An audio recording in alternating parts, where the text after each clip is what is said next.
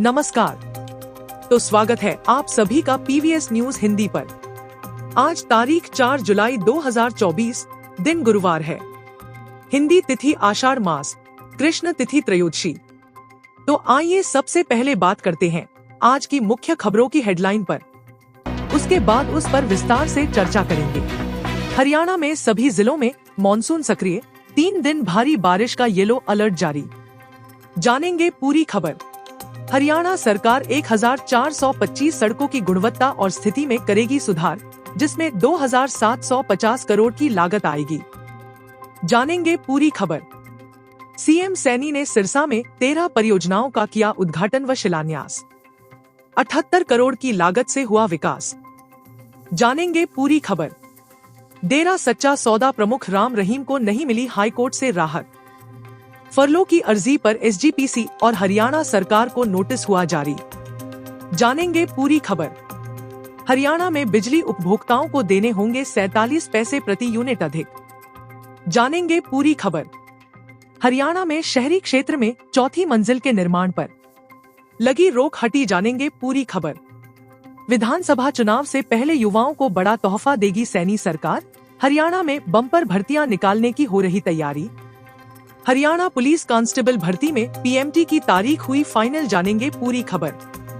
हरियाणा में आयुष्मान कार्ड से नहीं मिलेगा इलाज, प्राइवेट हॉस्पिटल्स ने की ये मांग। हरियाणा सरकार ने हरियाणा कौशल रोजगार निगम HKRN के कर्मचारियों के वेतन में की 8% की बढ़ोतरी। जानेंगे किस किस को मिलेगा लाभ। मौसम की मार से सब्जियों के बढ़े भाव। आईटीबीपी में एसआई और एएसआई सहित कई अन्य पदों पर निकली भर्ती। जानेंगे कैसे करना है आवेदन। पंजाब नेशनल बैंक में अप्रेंटिस पदों पर बम्पर भर्ती का ऐलान। 14 जुलाई तक भर सकते हैं फॉर्म। चलिए अब खबरें विस्तार से। उससे पहले अगर आपने अभी तक वीडियो को लाइक नहीं किया है तो लाइक कर दीजिए और चैनल को सब्सक्राइब कर दीजिए। 24 घंटे के दौरान हरियाणा के महेंद्रगढ़, सिरसा, चंडीगढ़ में जोरदार बारिश देखने को मिली है। वहीं बात करें यदि हिसार और महेंद्रगढ़ की, तो यहां अभी भी बाढ़ जैसा नजारा बना हुआ है। सिरसा, फतेहाबाद, अंबाला, पंचकूला सहित कई जिलों में सुबह से ही रुक रुक कर बारिश हो रही है। मानसून के बावजूद सिरसा जिले में सबसे अधिक तापमान 40.9 डिग्री सेल्सियस दर्ज किया गया और प्रदेश का न्यूनतम तापमान 23 डिग्री से 28 डिग्री के बीच रहा। चलिए बात करते हैं अगली हेडलाइन पर। हरियाणा के लोक निर्माण विभाग के मंत्री डॉक्टर बनवारी लाल ने कहा कि वर्ष 2024 से 25 के दौरान प्रदेश में 4655 किलोमीटर लंबाई की 1425 सड़कों की गुणवत्ता और स्थिति में सुधार किया जाएगा। इस पर लगभग 2750 करोड़ रुपए की लागत आएगी। इसके अतिरिक्त नाबार्ड ऋण सहायता योजना के तहत लगभग 700 किलोमीटर ग्रामीण सड़कों का भी सुधार किया जाएगा। इससे लोगों को आवागमन में बड़ी सुविधा मिलेगी और प्रदेश का सड़क तंत्र सुदृढ़ होगा। चलिए बात करते हैं अगली हेडलाइन पर। हरियाणा के मुख्यमंत्री नायब सिंह ने बुधवार को सिरसा जिले को 78 करोड़ रुपए से अधिक राशि की 13 विकास परियोजनाओं की सौगात दी।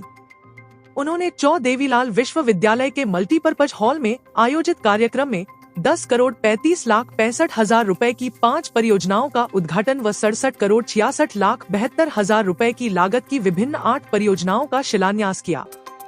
इस अवसर पर मुख्यमंत्री ने कहा कि हमारी सरकार निरंतर गरीबों और वंचितों की भलाई के लिए काम कर रही है। अंत्योदय की दिशा में लागू की गई योजनाओं से उनके जीवन में बदलाव आया है। व्यवस्था परिवर्तन के लिए गए निर्णयों का ही परिणाम है कि आज लोगों को बिना दफ्तरों के चक्कर काटे घर बैठे ही योजनाओं का लाभ मिल रहा है। चलिए बात करते हैं अगली हेडलाइन पर। डेरा सच्चा सौदा के प्रमुख गुरमीत राम रहीम सिंह को पंजाब एवं हरियाणा हाईकोर्ट से तुरंत कोई राहत नहीं मिल पाई है। हाईकोर्ट के कार्यवाहक चीफ जस्टिस GS संधावालिया पर आधारित डिवीजन बेंच ने डेरा प्रमुख की फरलो की अर्जी को मुख्य याचिका के साथ 31 जुलाई तक स्थगित कर दिया है। इसी के साथ हाईकोर्ट ने SGPC और हरियाणा सरकार को नोटिस जारी कर जवाब देने के आदेश दिए हैं। दरअसल डेरा प्रमुख ने इससे पहले अवकाशकालीन बेंच के सामने 14 जून को यह अर्जी दायर की थी, लेकिन अवकाशकालीन बेंच ने कोई आदेश जारी न करते हुए कहा था कि चीफ जस्टिस की बेंच ही इस अर्जी पर सुनवाई करेगी, क्योंकि यह मामला उसी बेंच में विचाराधीन है। चलिए बात करते हैं अगली हेडलाइन पर। हरियाणा में बिजली उपभोक्ताओं को एक और महंगाई का झटका मिला है। जी हां, बिजली विभाग ने दिसंबर 2024 तक 47 पैसे प्रति यूनिट का फ्यूल सरचार्ज एडजस्टमेंट जारी रखने का निर्णय लिया है। FSA, जो 1 अप्रैल 2023 से 30 जून 2024 तक लगाया जा रहा था, गैर कृषि उपभोक्ताओं और 200 यूनिट प्रतिमाह से कम खपत करने वाले उपभोक्ताओं पर 4 महीने तक लगाया जाता रहेगा। उत्तर हरियाणा बिजली वितरण निगम के जारी एक लेटर में कहा गया कि बिजली उपभोक्ताओं की विभिन्न श्रेणियों पर मौजूदा FSA 47 पैसे प्रति यूनिट दिसंबर 2024 तक जारी रहेगा। चलिए बात करते हैं अगली हेडलाइन पर। हरियाणा सरकार ने प्रदेश के आवासीय क्षेत्रों में चौथी मंजिल पर निर्माण को लेकर लगाई रोक हटा ली है। मंगलवार को प्रदेश के टाउन एंड कंट्री प्लानिंग मंत्री JP दलाल ने चंडीगढ़ में यह ऐलान किया। पत्रकारों से बातचीत में दलाल ने कहा कि पुराने सेक्टरों व कॉलोनियों में पड़ोसी की सहमति के साथ 4 मंजिला निर्माण हो सकेगा, लेकिन यह निर्माण 10 मीटर से चौड़ी सड़कों वाले प्लॉटों पर ही संभव होगा। वहीं दीनदयाल उपाध्याय की कॉलोनियों व नए सेक्टरों में इसके लिए पड़ोसी की परमिशन की जरूरत भी नहीं होगी। मनोहर सरकार के समय 2.5 मंजिल को बढ़ाकर पहले 3 और फिर स्टिल पार्किंग के साथ 4 मंजिल तक निर्माण की मंजूरी थी। चलिए बात करते हैं अगली हेडलाइन पर। हरियाणा में अक्टूबर महीने में विधानसभा चुनाव होने हैं। इन चुनावों से पहले प्रदेश की बीजेपी सरकार युवाओं को रिझाने की तैयारी में है। यही वजह है कि हरियाणा में जल्द ही नई बम्पर भर्तियां निकलने वाली है। भर्तियां पुलिस विभाग, स्वास्थ्य विभाग और शिक्षा विभाग समेत कई विभागों में निकाली जाएगी। दरअसल प्रदेश में नायब सैनिक की सरकार पुलिस विभाग में 11,000 पदों पर भर्ती निकालेगी। इसमें 5,000 सिपाही, IRB में 1,000 जवान और SPO के 5,000 पदों पर भर्ती होगी। वहीं होमगार्ड में 5,000 जवानों की भर्ती करने का भी प्रस्ताव तैयार किया गया है। चलिए बात करते हैं अगली हेडलाइन पर।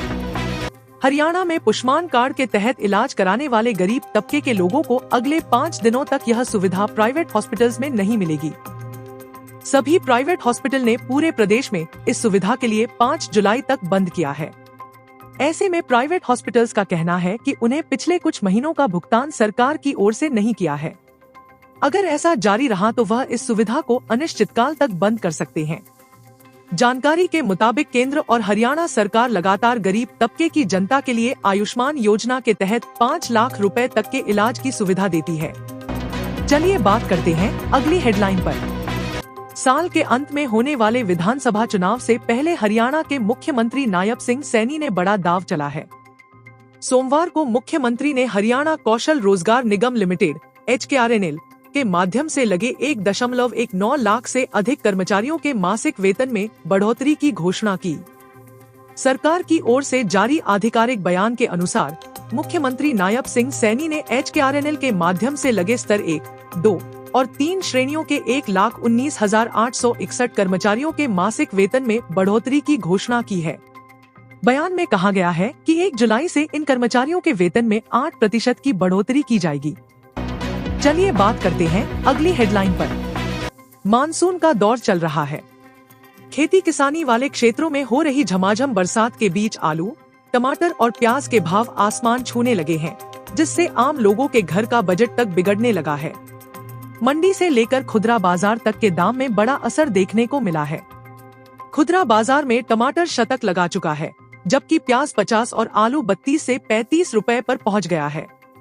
आलू प्याज के थोक व्यापारी संजय मक्कड़ बताते हैं कि बरसात की वजह से स्थानीय क्षेत्र में भी किसान की फसल प्रभावित हुई है। चलिए बात करते हैं अगली हेडलाइन पर। ITBP ने उप निरीक्षक, स्टाफ नर्स, सहायक उप निरीक्षक, फार्मासिस्ट और हेड कांस्टेबल केवल मिडवाइफ महिला 2024 के पदों पर भर्ती के लिए पात्र उम्मीदवारों से ऑनलाइन आवेदन आमंत्रित किए हैं। इच्छुक और योग्य उम्मीदवार इन पदों के लिए आधिकारिक वेबसाइट itpolice.nic.in के माध्यम से आवेदन कर सकते हैं।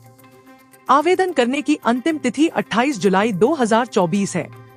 इस भर्ती अभियान का लक्ष्य कुल 29 रिक्तियों को भरना है, जिनमें से 10 रिक्तियां उप निरीक्षक, स्टाफ नर्स के पद के लिए, 5 सहायक उप निरीक्षक, फार्मासिस्ट के लिए और 14 रिक्तियां हेड कांस्टेबल केवल मिडवाइफ महिला के लिए निर्धारित है। चलिए बात करते हैं अगली हेडलाइन पर। पंजाब नेशनल बैंक की ओर से देश भर में अप्रेंटिसशिप के 2700 रिक्त पदों को भरने के लिए भर्ती निकाली है। इस भर्ती के लिए आवेदन प्रक्रिया शुरू हो चुकी है, जो निर्धारित अंतिम तिथि 14 जुलाई 2024 तक जारी रहेगी। योग्य एवं इच्छुक अभ्यर्थी तय तिथियों में ऑनलाइन माध्यम से ऑफिशियल वेबसाइट bfsisc.com पर जाकर या इस पेज पर दिए डायरेक्ट लिंक पर क्लिक करके फॉर्म भर सकते हैं। आवेदन से पहले अभ्यर्थी पात्रता की जांच अवश्य कर लें। आज के लिए खबरों में इतना ही। कल फिर मुलाकात होगी ऐसी ही बेहतरीन खबरों के साथ। धन्यवाद। आपका दिन शुभ हो।